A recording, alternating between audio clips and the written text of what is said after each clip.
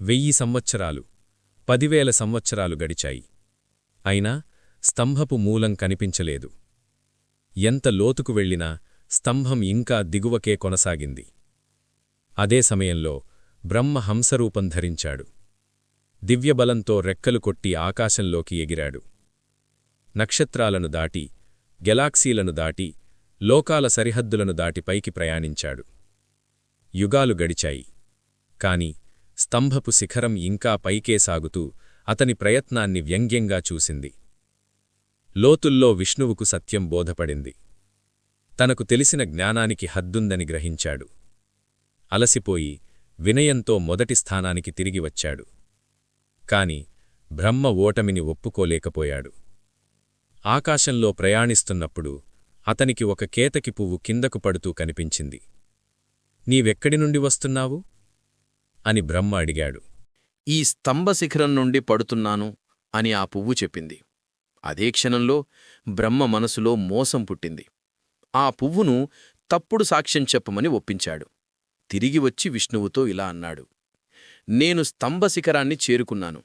ఈ పువ్వే నా సాక్ష్యం. ఆ అబద్ధం వెలువడిన క్షణమే అగ్నిస్తంభం భయంకరంగా గర్జించింది. ఆ శబ్దానికి దేవతల హృదయాలే స్తంభించిపోయాయి. ఆ స్తంభం మధ్యనుంచి చీలిపోయింది.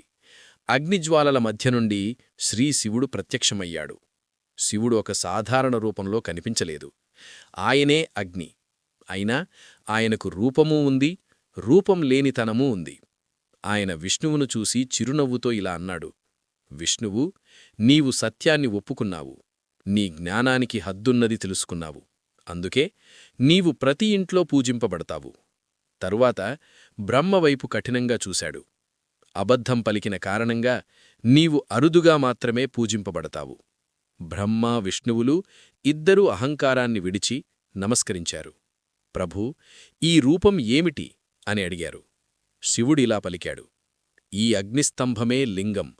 అదే నా నిజస్వరూపం, నిర్గుణతత్వం.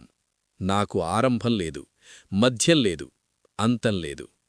భక్తులను మార్గనిర్దేశం చేయడానికి నేను మానవరూపం ధరిస్తాను. కాని లింగమే నా అత్యంత శక్తివంతమైన చిహ్నం. సృష్టి మొదలయ్యే బిందువును, అంతా లయమయ్యే స్థలాన్ని అది సూచిస్తుంది. ప్రపంచాన్ని ఆశీర్వదించడానికి శివుడు ఆ అనంత అగ్నిస్తంభాన్ని చిన్న రాతి రూపంగా సంకోచించాడు, మనుషులు తాకి పూజించగలిగేలా. అదే మొదటి జ్యోతిర్లింగం. ఓం నమః శివాయ.